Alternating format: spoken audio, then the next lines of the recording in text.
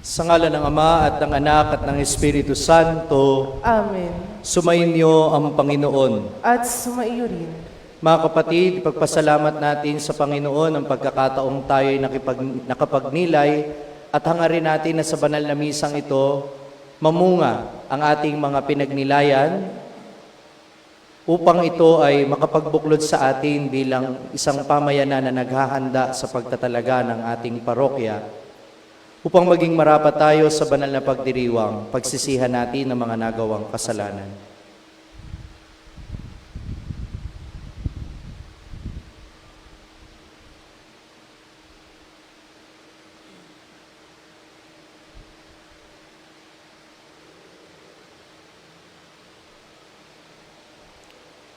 Inaamin ko Sa makapangyarihang Diyos at sa inyo mga kapatid, na lubha akong nagkasala sa isip, sa salita at sa gawa, at sa aking pagkukulang. Kaya isinasamo ko sa mahal na Birheng Maria, sa lahat ng mga anghel at mga banal, at sa inyo mga kapatid na ako ipanalangin sa Panginoong ating Diyos. Kawaan tayo ng makapangyarihang Diyos, patawarin tayo sa ating mga kasalanan, at patnubayan tayo sa buhay na walang hanggan. Amen.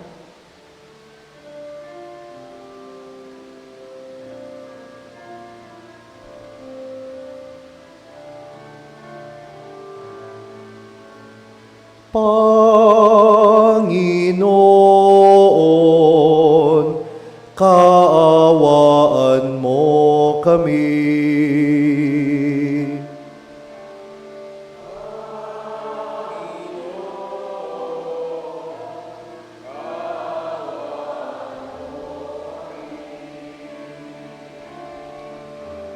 Kristo, kaawaan mo kami.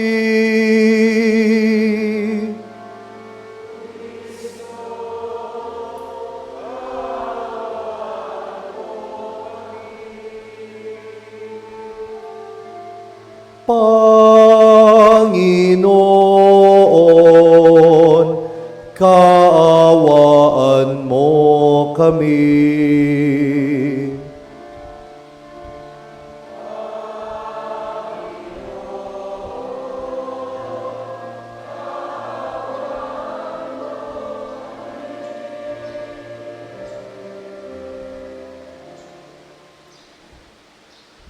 Kaawaan tayo, manalangin tayo. Ama naming makapangyarihan, sa masaya naming pagdiriwang sa 40 araw ng paghahanda sa pagkabuhay at sa pakikinabang namin sa salo-salong banal, ng paghahaing ipinagkamit namin ng katubusan, ikagalak nawa namin ang dulot nitong kabutihan sa pamamagitan ni Hesukristo, kasama ng Espiritu Santo, magpasawalang hanggan. Amen.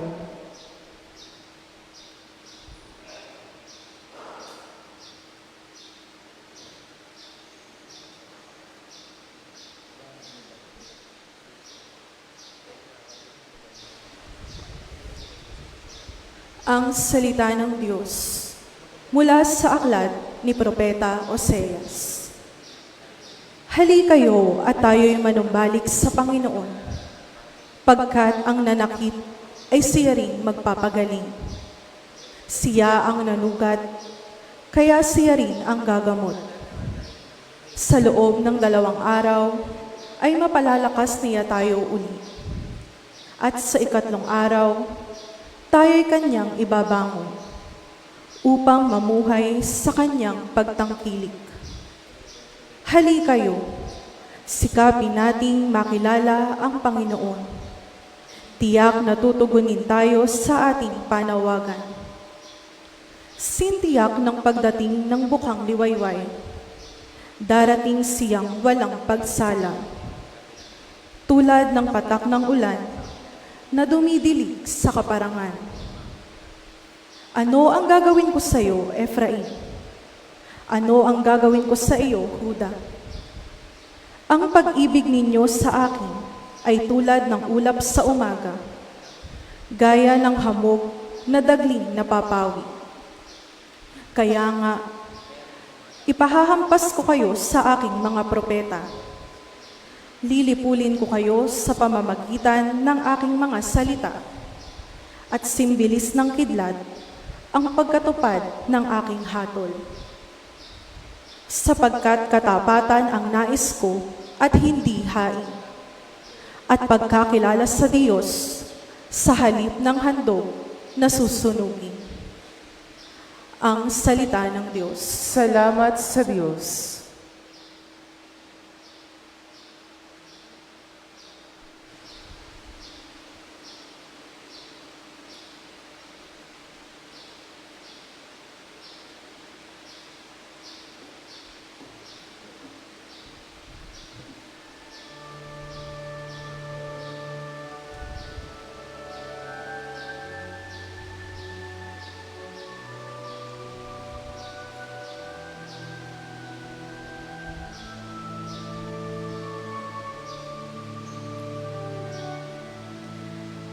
Katapatan ang naisip, kalakip ng paghahain.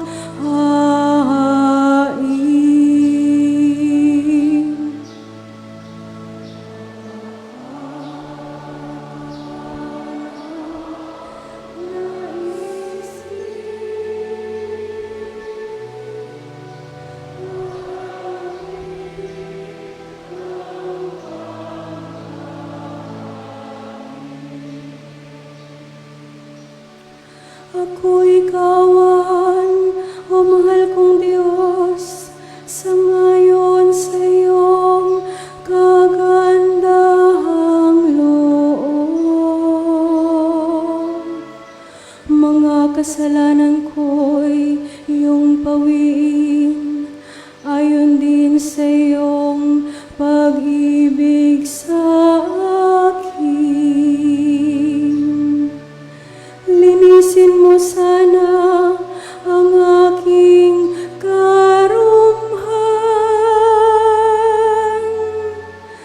at ipatawad mo yaring kasalanan.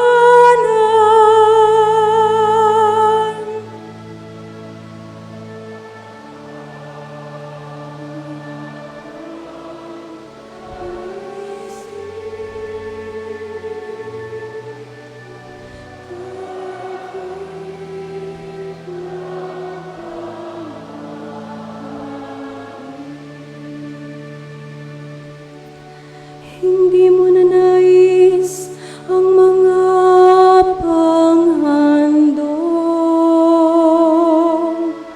Sa haing sinunog, di ka nalulugod.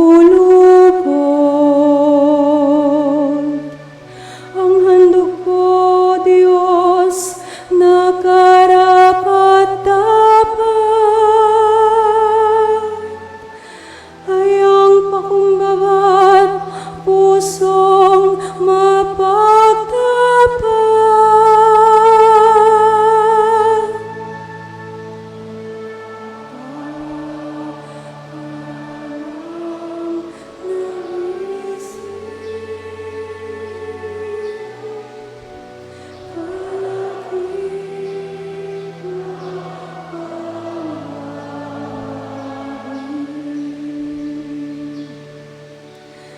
Iyong kabagaan, O Diyos, ang Sion, iyong Jerusalem ay muling ibangon.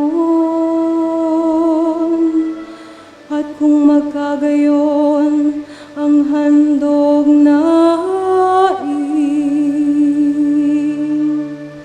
dala sa dambana, torong susunugin. Malugod na ito'y iyong tatanggapin.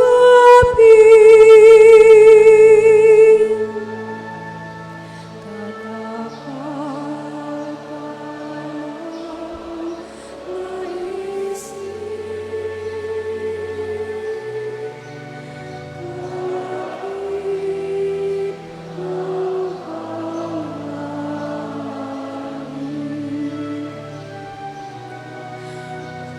katapatan ng naisip, kalakip ng paghahain.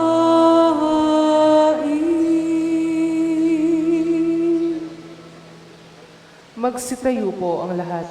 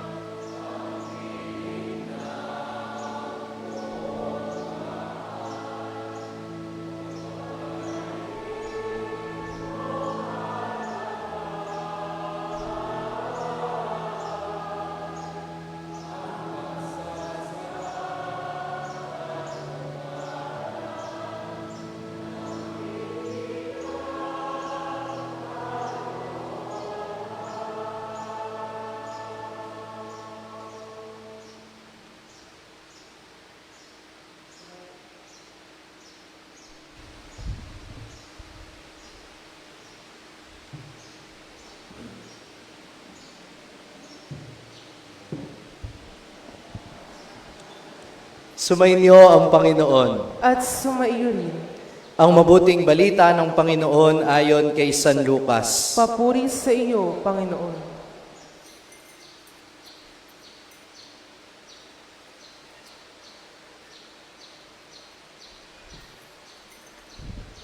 Noong panahong iyon, sinabi ni Jesus ang talinghagang ito sa mga taong ang tingin sa sarili matuwid at humahamak naman sa iba.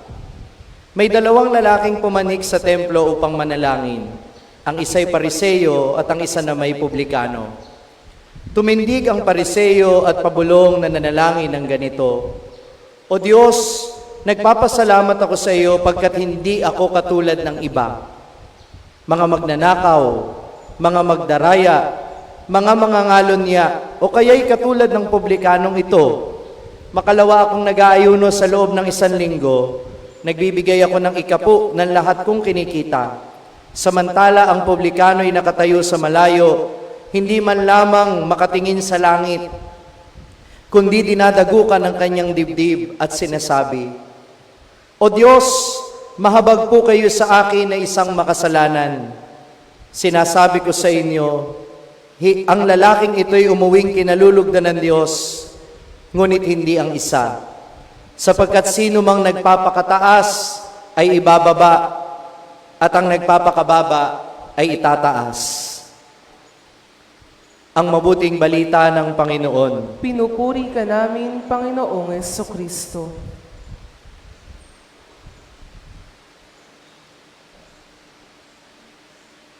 Gandang umaga po sa inyong lahat. Ngayon pong Kwaresma, tuloy ang panawagan ng pagbabalik loob sa sakramento, lalo na po sa sakramento ng kumpisal para tayo makapagbalik loob sa Panginoon.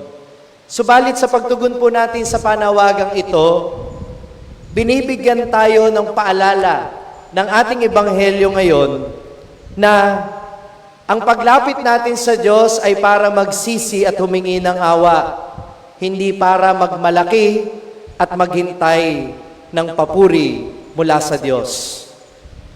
Maari pong totoo naman yung sinabi ng pariseyo na siya'y hindi kagaya ng iba at siya'y hindi katulad ng pariseyo.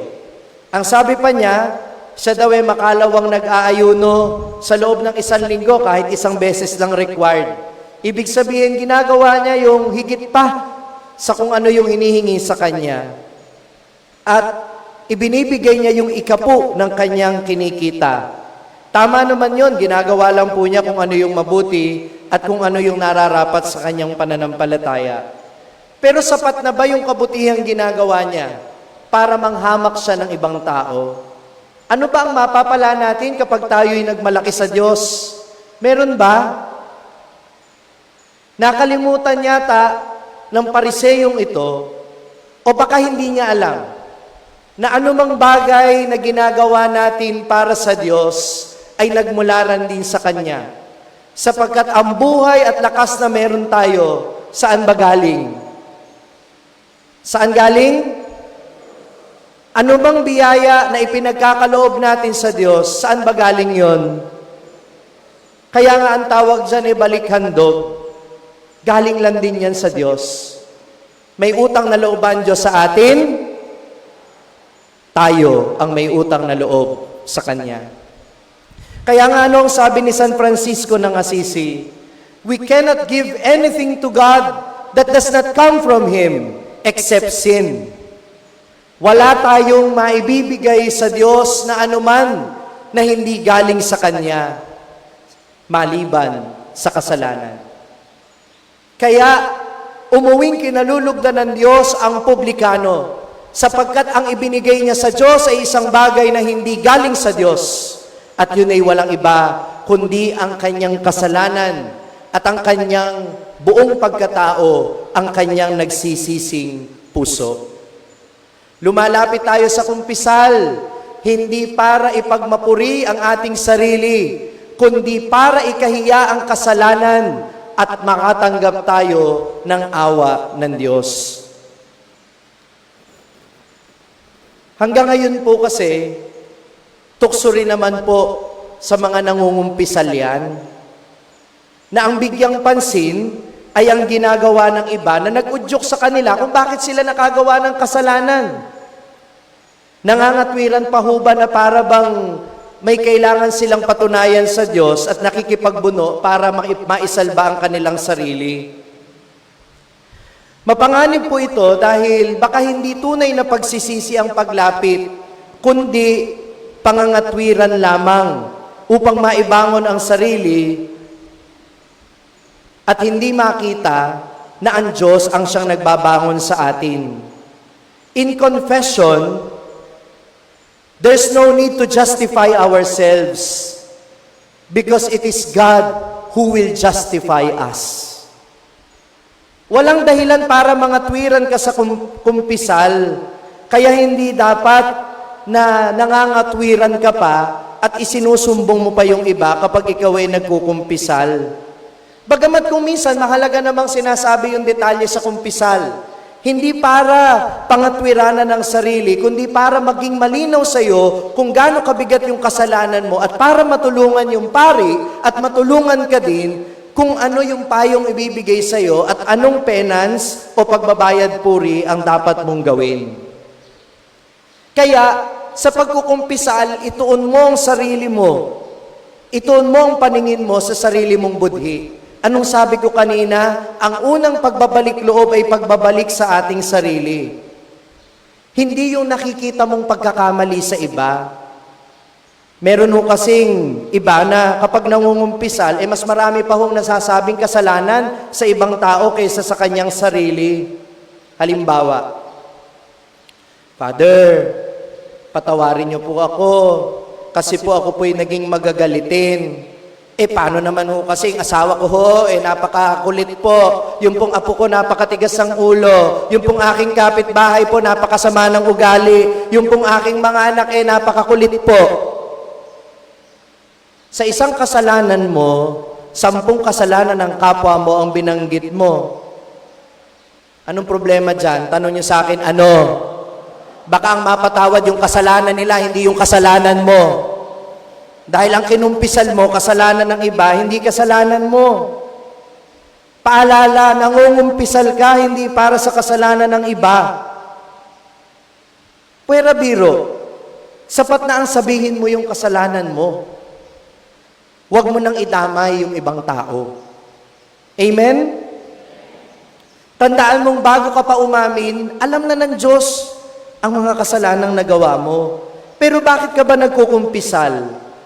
Upang ipahayag na tunay ang pagsisisi mo at may kahandaan kang magbagong buhay. Kapag sinabi mo na yung kasalanan, nagiging mabigat na sa'yo yung pananagutan na itama mo kung ano yung mga pagkakamali mo. Sa kumpisal, nakakaramdam ka rin ng kahihiyan, kagaya nitong publikano na halos hindi makatingin sa langit. At itong kahihiyan na ito'y mahalaga. Tanong niyo po sa akin, bakit? Kasi dahil sa kahihiyan na yan, nagkakaroon ka ng dahilan para wag nang ulitin yung kasalanan. Amen? At pangalawa, yung kahihiyan na yan ay nagpapaalala sa karanasan ng unang tao. Nang matagpuan ni Eva at Adan ang kanilang sarili sa kanilang kahihiyan, dahil sila'y hubad, hinanap sila ng Panginoon.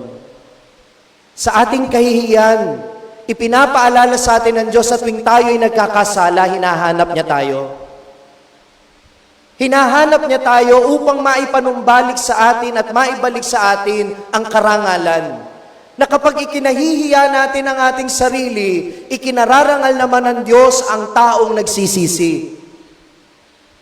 Kaya, kapag nahihiya kang mangumpisal, imbis na bumigay ka sa tukso ng demonyo na wag na lang mangumpisal, mas lalong dapat mangumpisal ka.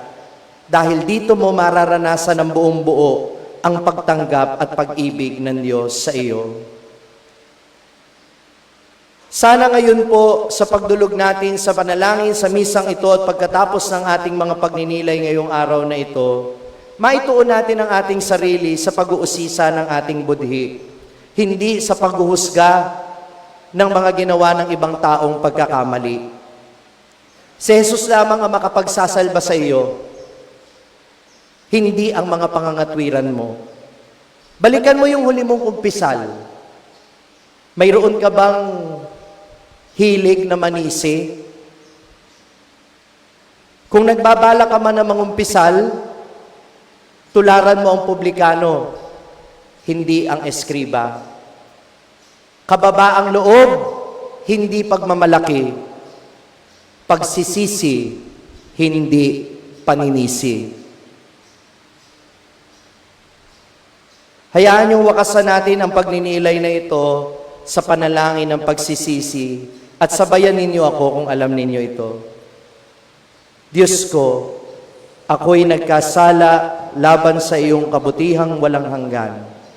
Ako'y nagsisisi ng buong puso at nagtitika na hindi na muling magkakasala sa tulong ng iyong mahal na grasya. Amen.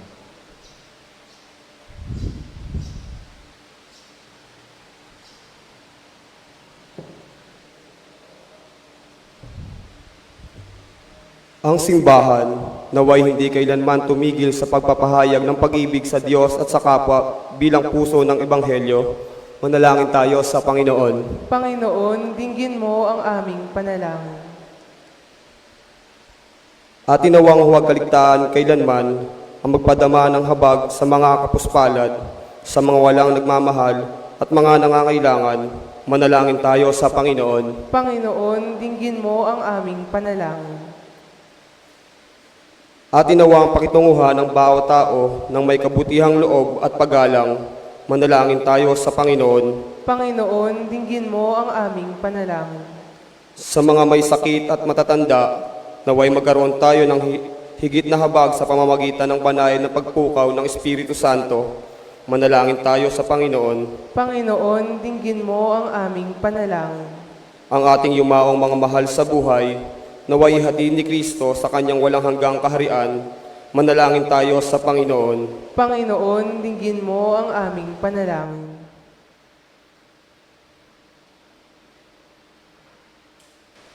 Karaniwan nating ginagawa sa puntong ito ay ipagdasal ang ating sariling intensyon.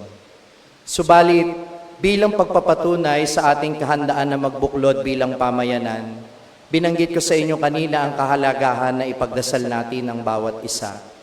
At sa pagwawakas ng ating panalangin ng bayan, gusto kong humarap kayo sa inyong katabi, dala-dalawa. Kung wala kayong katabi at may butal, sa likod kayo humarap, o kaya tatlo kayo. sa inyong grupo. Tanungin ninyo ano ang intensyon ng katapat ninyo o ng kasama ninyo sa grupo. At gusto ko ipagdasal ninyo ang bawat isa. Ang tawag dito ay praying by name. Praying by name, ibig sabihin, babanggitin nyo yung pangalan niya at babanggitin ninyo sa Diyos kung ano yung intensyon niya. Halimbawa, pinapanalangin ko si Father Melchor na sana yung sinabi niya sa aking intensyon, naway pakinggan ng Panginoon. At kung meron ka pang ibang gustong sabihin para sa Kanya at ipagdasal para sa Kanya, ito ay sasabihin mo. Okay? So magsisimula tayo, no? Kung 3 kayo sa isang grupo, bibigyan ko rin kayo ng pagkakataon.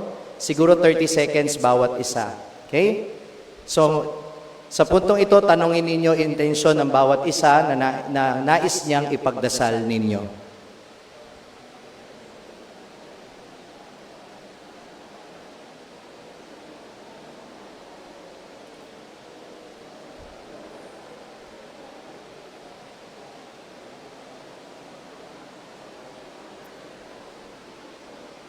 At patapos ninyong malaman yung intensyon, kapag kayo na yung magdadasal para sa Kanya, ilagay ninyo yung inyong kamay sa Kanyang balikat at ipagdasal mo ang Kanyang intensyon.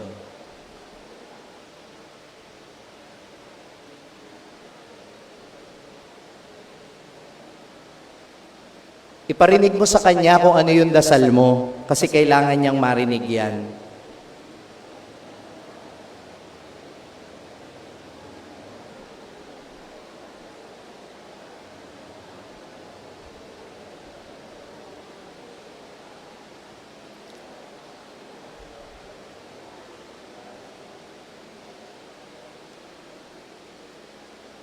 At pagkatapos, siya naman ang ipagdasal mo o yung susunod sa grupo.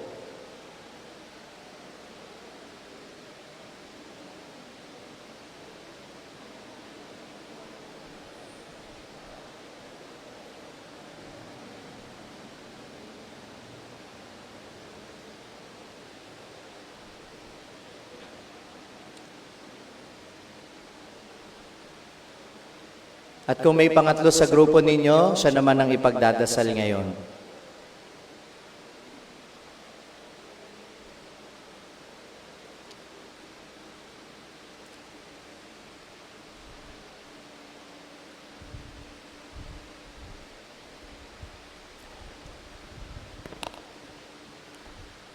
Ama, tinutunghayan mo ang aming mga puso at nakikita mo ang aming mga pangangailangan.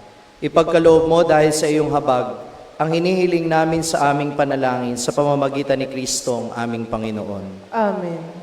Pag-aalay.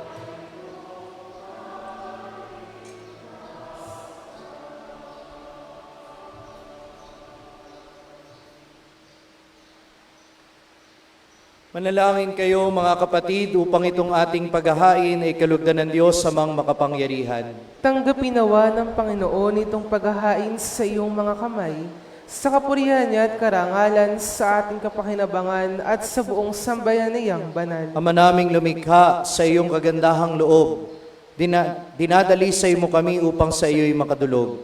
Sa pagdiriwang na ito ng maringal na paghahandog, maihainawa namin ang iyong ikinalulugod sa pamamagitan ni Heso Kristo, kasama ng Espiritu Santo, magpasawalang hanggan. Amen. Sumainyong Panginoon, At sumaiyon, itaas sa Diyos ang inyong puso at diwa. tinaas na namin sa Pasalamatan natin ang Panginoong ating Diyos. marapat na siya'y pasalamatan. Ama naming makapangyarihan, tunay ngang marapat na ikaw ay aming pasalamatan sa pamamagitan ni Heso Kristo na aming Panginoon.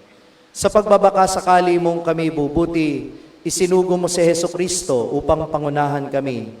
Bilang pagsunod sa iyong atas na bigay, ipinahayag ng iyong anak ang iyong kalooban na ang mga apitdukha ay kanyang damayan. Ngayon ay iyong inihahandog ang pagkakataong aming maisaloob ang kanyang ganap at kusang paglilingkod upang sa iyo ay lagi kaming makasunod.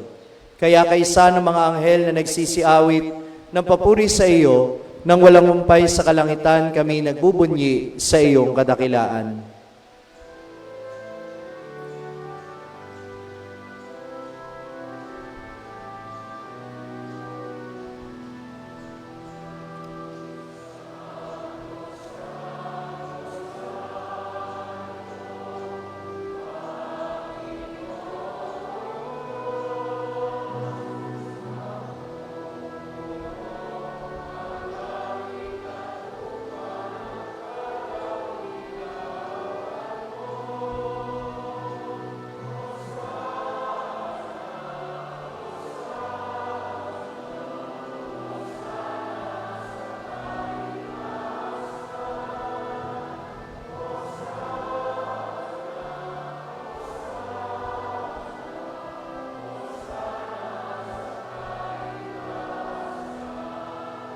Pinagpala ang naparirito.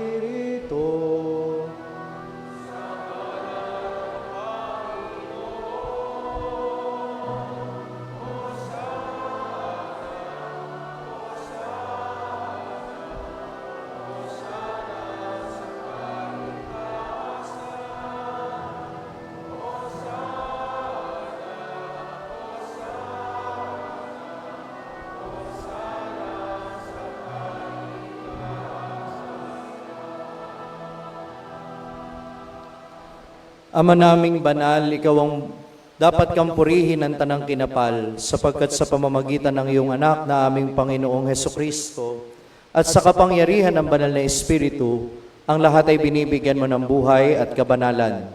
Walang sawa mong tinitipon ang iyong sambayanan, upang mula sa pagsikat hanggang sa paglubog ng araw, maihandog ang malinis na alay para sambahin ang iyong ngalan. Ama, isinasamo naming pakabanalin mo sa kapangyarihan ng banal na Espiritu ang mga kaloob na ito na aming inilalaan sa iyo. Tunaway maging katawan at dugo ng iyong anak at aming Panginoong Heso Kristo na nagutos si pagdiwang ang misteryong ito. Noong gabing ipagkanulo siya, hinawakan niya ang tinapay. Pinasalamatan kanya. Pinaghati-hati niya yon, iniabot sa kanyang mga alagad at sinabi, "Tanggapin ninyon lahat ito at kanin. Ito ang aking katawan na ihahandog para sa inyo."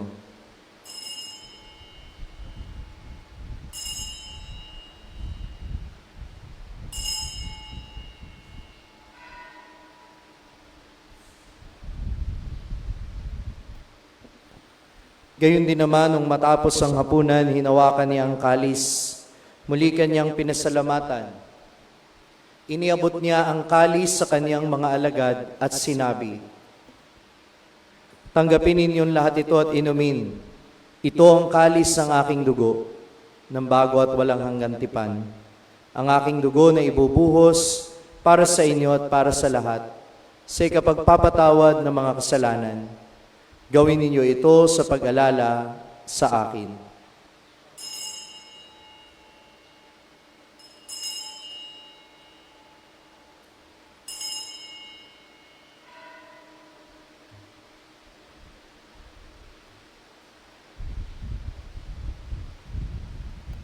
Ipagbunyi natin ang misteryo ng pananampalataya.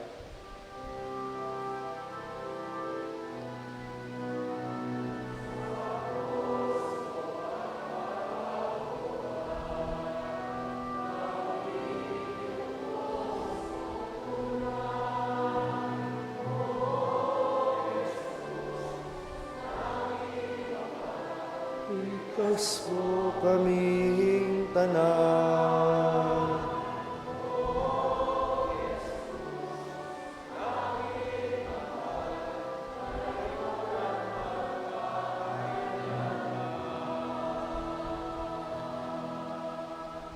Ama, ginugunita namin ang pagkamatay ng iyong anak na sa amin nagligtas, gayon din ang kanyang muling pagkabuhay at pag-akyat sa kalangitan. Samantalang ang kanyang pagbabalik ay pinananabikan. Kaya bilang pasasalamat ngayon aming iniaalay sa iyo ang buhay at banal na paghahaing ito.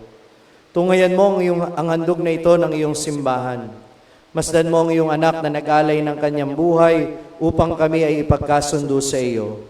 Loobin mong kaming magsasalo-salo sa kanyang katawan at dugo ay mapuspos ng Espiritu Santo at maging isang katawan at isang diwa kay Kristo. Kami nawa ay gawin niyang handog na habang panahong nakatalaga sa iyo. Tulungan nawa niya kaming magkamit ng iyong pamana, kaysa ng Ina ng Diyos, ang mahal na Birheng Maria, kaysa ni San Jose ang kanyang kalininisang esposo, kaysa ng mga apostol, mga martir, ni San Juan Bautista at kaysa ng lahat ng mga banal na aming inaasahang laging nakikiusap para sa aming kapakanan. Ama, ang handog na ito ng aming pakikipagkasundo sa iyo ay magbunga nawa ng kapayapaan at kaligtasan para sa buong daigdig.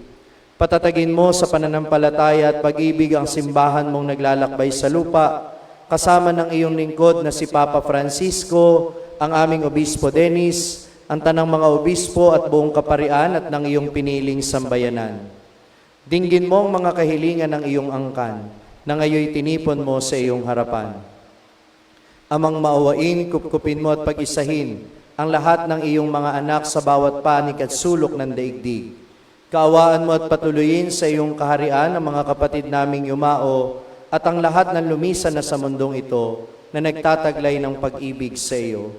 Umaasa kaming makararating sa iyong piling at sama-samang magtatamasa ng iyong kaningningang walang maliw, sapagkat aming masisilayan ng iyong kagandahan sa pamamagitan ng aming Panginoong Hesukristo, na siyang pinagdaraanan ng bawat kaloob mo sa aming kabutihan.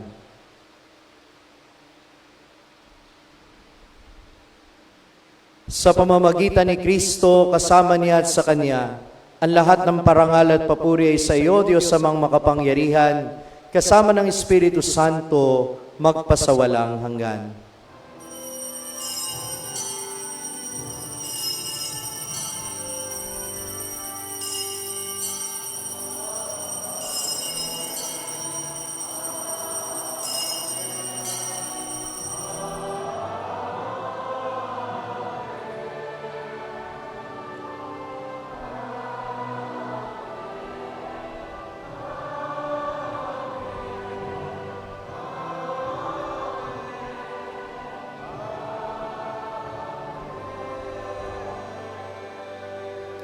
Sa tagubili ng mga nakagagaling na utos sa turo ni Jesus na Panginoon natin at Diyos, ipahayag natin ang lakas loob.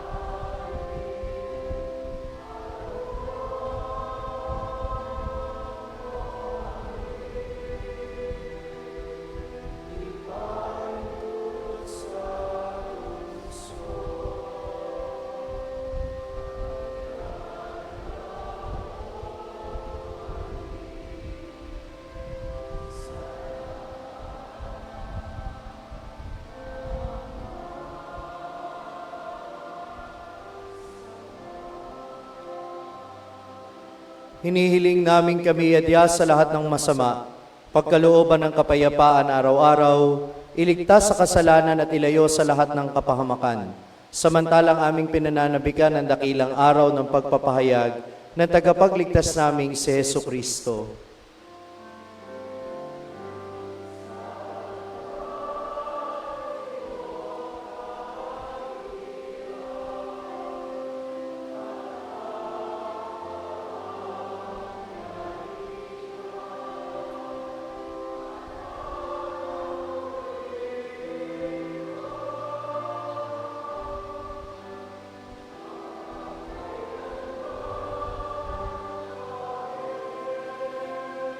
Panginoong Jesucristo, sinabi mo sa iyong mga apostol, kapayapaan ang iniiwan ko sa inyo, ang aking kapayapaan ang ibinibigay ko sa inyo.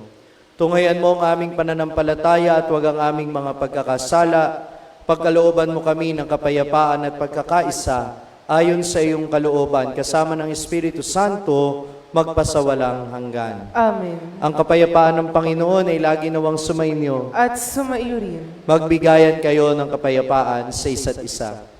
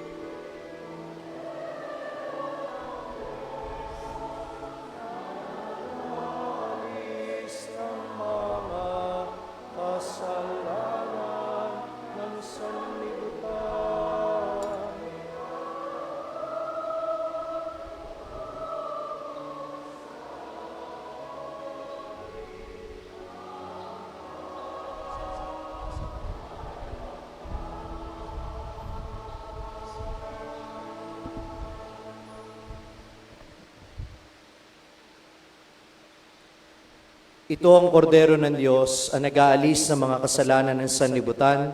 Mapalad ang mga inaanyayahan sa kanyang piging. Panginoon, hindi ako karapat-dapat na magpatuloy sa iyo, ngunit sa isang salita mo lamang ay gagaling na ako.